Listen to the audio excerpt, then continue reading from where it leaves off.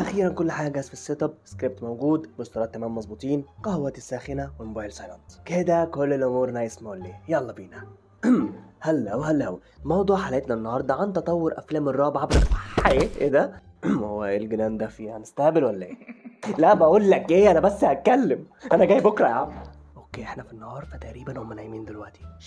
ندخل في الموضوع على طول قبل ما حد ياخد باله. عايز انبه في بدايه الفيديو ان انا مش هذكر كل افلام الرعب ولا بقول ايه الحلو وايه الوحش، لان عدد افلام الرعب من بدايتها الى 2022 وصلت ل 1007، ممكن اكتر فرق بسيط، فاكيد مش هذكر كل افلام السنين دي كلها. موضوع الفيديو هتكلم عن تطورهم عبر التاريخ، مش بتكلم على الافلام الحلوه. فيلا نبدا. بدايه افلام الرعب كانت زي اي بدايه افلام، اللي هي عباره عن ابيض واسود. انا عارف الموضوع بديهي بس اصبروا التقيل جاي. الافلام دي بقى كانت قصيره ولا تتعدى ال5 دقايق، وطبعا صامته، ما احنا مش عايزين فقاقه من اولها، فالتعبير عن احساسهم ومشاعرهم كان بحركاتهم، اوفر وسخيفه بعض الاحيان بس ده اللي عندنا. واول حد ابتكر فكره الرعب والخدعه اللي هتشوفوها كان المخرج الفرنسي جورج ميليه في اواخر التسعينات، ومن اشهر افلام الفتره دي كان سنه 1896 في فيلمنا ذا هانتد كاسل، وقصته عباره عن قلعه مسكونه بيظهر فيها حاجات مرعبه وكده، زي خفاش على هيئه انسان، واديله بقى على الترانزيشن ويقعد بقى يعمل حركات سحر كانه في سيرك، ويقعد يخوف كل الموجودين وظهوره واختفائه واديله. يعدي السنين بأفلام عملوها مش كتير قوي بس عدت يعني، لحد ما نوصل لسنة 1907. ظهر بقى فيلم ذا هاوس اوف كوست. ده كان أول فيلم بيعرض فكرة المنزل المسكون، باختصارها إن ناس أمامير في أجازة قالوا يلا بقى نروح نأجر بيت، وأول ما يوصلوا البيت يطلع إن جواه روح مسكونة، شنطة تتحرك، برواز فجأة يظهر شبح جواه وتحس إنه مشلول أو مالك يالا فيه إيه؟ كراسي بقى بتتحرك، أشباح إيفري وير بتظهر، يمشوا بقى خلاص البيت طلع مسكون، لا يكملوا عادي ويجهزوا مائدة الفطار، يحصل بقى حاجات جنان ما تفهمش إيه ده، بس كان معمول ساعتها بطريقة ماشي حال، لحد في نهاية الفيلم بنلاقي ان الشبح حطهم في شوال ورماهم برا البيت. بس كده. نروح بعدها ب3 سنين ظهر لنا اول فيلم لفرانكشتاين، اللي اخدوها من رواية ماري شيلي وعملوا فيها فيلم فرانكشتاين مونستر. وطبعا مش محتاج اقول سنة كام، انا قلت بعدها ب3 سنين، والفيلم اللي فات كان 1907، نزود 3 يبقى 1910، فايه الفيلم ده بيتكلم عن عالم اسمه فرانكشتاين قاعد بيعمل وصفة لخلق جسم بشري، فورقة وقلم واكتبي ورايا يا ست الكل. حط اعضاء بشرية والهيكل العظمي ده بيمسي عليكم، ايوه اعدائي، وشوية بقى بهارات ملح وسكر، وقف الباب، فلقى ان الوصفة بتنجح والمخلوق اللي جوه ده قاعد بيتصنع واحدة واحدة، تاتا تاتا، لحد ما حس ان الوصفة ما اتعملتش صح. وهذا ما حصل، والانسان اللي كان بيحاول يصنعه اصبح هذا الوحش العجيب اللي عنده قوة اكبر من هالك. هتقول لي ايش عرفك؟ اقول لك محدش هيراجع ورايا بالنسبة للقوة، فسيبني اهبط في الحتة دي. انا بقى مش هكمل القصة لان الفيديو مش عن فرانكشتاين، فاللي عايز يعرف القصة مشيت ازاي ممكن يشوف الفيلم على اليوتيوب عادي او يتابع الرواية نفسها. هننط بعدها ب10 سنين كده، شفت النطة؟ احنا مش عايزين نعجز الفيديو، وفي نفس الوقت عايز اقول التطور اللي حصل لفيلمنا الرعب الطويل الاول كابين اوف ذا دكتور كاليجاري. الفيلم ده اساسا نيكولاس كيدج بيعشقه، فلو ما جبتش سيرته ممكن يجي ينفخني. ده بقى يا قلبي عمل الناس بتعتبره جوهرة سينمائية ومهم تاريخيا، وخصوصا للألمان لأنه أول فيلم يتكلم عن الأسلوب التعبيري. الفيلم ده بقى يا صديقي العزيز عبارة عن واحد بينوم الناس مغناطيسيا، فينوم واحد مسكين حزين ما كانش عايز يعمل حاجة غير إنه يمثل ويمشي.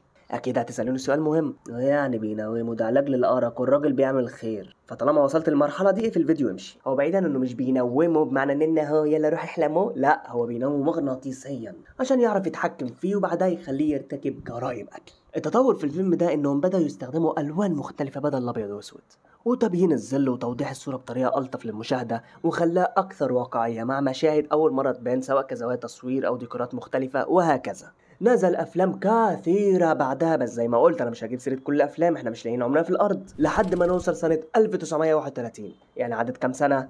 11 بالظبط، انتوا كده بديتوا تتعلموا. واخيرا يعتبر اول سنه لافلام الرعب يبقى افلام متكلمه ونسمع لها حس وتمثيل. هم 5 افلام بس نزلوا في هذه السنه، بس الفيلمين الامامير اللي عملوا ضجه كان فرانكشتاين بس النسخه المحسنه منه اوف كورس، وفيلم دراكولا اللي هو اول ظهور كفيلم ليه مش روايه. زوايا التصوير بقت متحركه وزوم ان وزوم اوت، واوعى بقى، ده غير ان الفيلم ده ناطق، يعني خلاص بعدنا عن افلام الصامته. مع التمثيل وشرح لشخصيه جديده تظهر في الفيلم، لا ساعتها حقق نجاح تجاري وكان الناس كلها بتشيد بيه.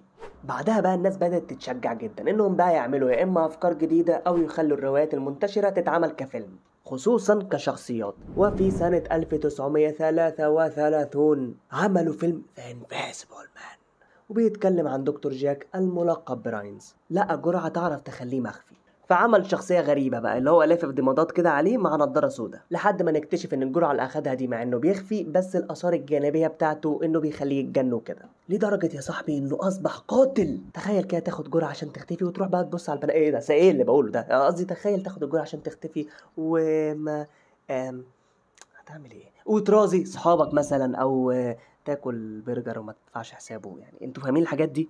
بس يخليك قاتل، لا لا لا، ده انا ما اقبلهاش. انا اخري اخدها بس عشان الكراش ومحدش يسالني على التفاصيل وهعمل بيها ايه. ساعتها بقى النقاد ميزوه انه بيمتلك تأثيرات خاصة، ده غير كمية التوتر اللي فيه، وكوميديا شخصية رينز نفسها كانت مختلفة. الافلام بقى كترت قوي بالنسبة للرعب الحقيقة يعني، وفي السنة يجي 10 افلام كده. هتقول لي ايه كتير في كده؟ اقول لك ده انا بقول لك السنة كان في فيلمين 3 5 بالكتير، يعني بقول لك السنة دلوقتي بقت ب10.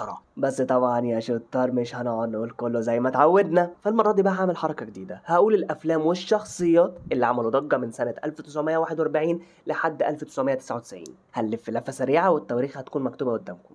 الصناع بقى اتجهوا في حتة تانية بقى في الرعب، بدل ما يكون خضة بقى وايه وشغل ترانزيشن وهوبا واديله، لا قالوا يعملوا شوية مقبلات، فتقطيع، مشاهد مقرفة ودموية، ما خلاص بقى التصوير اتعدل. فمن الافلام دي ذا وولف مان اللي هو من ضمن اهم كلاسيكيات الرعب، هاوس اوف ووكس، سايكو، وهنقف قليلا عند الفيلم ده. هتقول لي ليه؟ هقول لك ده سؤال حلو جدا. الفيلم ده يا حبيب قلبي تم الاشاده له على انه اول فيلم يتعمل فيه رعب نفسي حديث، رعب مختلف وحقيقي عن باقي الافلام، سواء في القصة والأحداث والتصوير والأجواء الموترة اللي عملوا الفيلم ده، والمشهد العالق في أذهان المشاهد هو مشهد الاستحمام.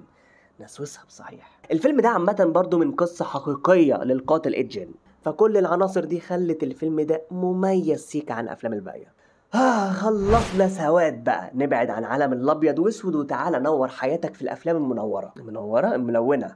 نبدأ بقى من سنة 1973. هتقول لي اشمعنى السنة دي؟ هقول لك معرفش، بس مين اللي بيكتب، أنا ولا أنت؟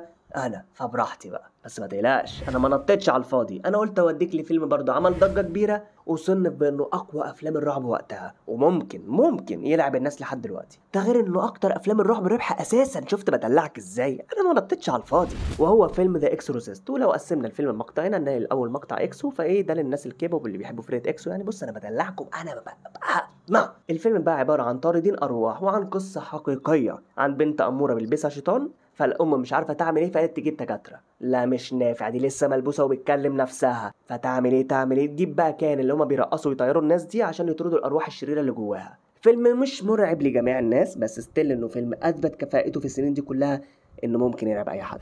نجري بقى جري على الشخصيات الناس كلها حبتها واتعلقت بيها في السنين اللي بعدها، خصوصا حتى لو الفيلم مش حلو بس الشخصية دي معلقة في أذهان الناس، زي مثلا فيلم جوس وفيلم هالوين والين وفرايدي ذا 13 وذا شاينينج تالت، انا ما ينفعش اقول اسمه مره بس، وذا شاينينج برضه عشان لو ما سمعتش كويس يعني.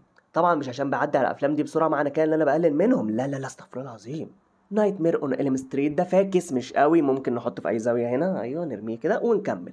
شايلدز بلاي، كاندي مان، سكريم، اشهر اقنعه الرعب يعتبر. شايفين بقى لستة الافلام اللي عرضتها وقلتهم من شويه؟ انا اخترت بعناية الافلام اللي عملت ضجة وقتها في كل سنة طبعا مع اختلاف الشخصيات، اللي اتعمل لهم بقى اجزاء تانية انا مش هذكرهم تاني خلاص لان بذكر الفيلم نفسه فانا مش عايز اكررهم. نزل بقى جزئين 3 في السنين اللي جايه انا مش هجيب سيرتهم، وبما اني ما اديتش حقهم في التعمق فيهم فلازم انت بقى تديلهم فرصة انك تشوف التريلر، القصة عجبك تعيش بقى العالم ده. تنويه، ما تفتكرش ان كل الافلام دي هتعجبك، لا دي اذواق، انا مش كل اللي قلتهم اساسا عجبوني بس الزمن بيختلف يعني، فمش هيحصل حاجة لو ذكرتهم. احنا كده خلصنا من الزمن القديم، ندخل بقى يا صديقي العزيز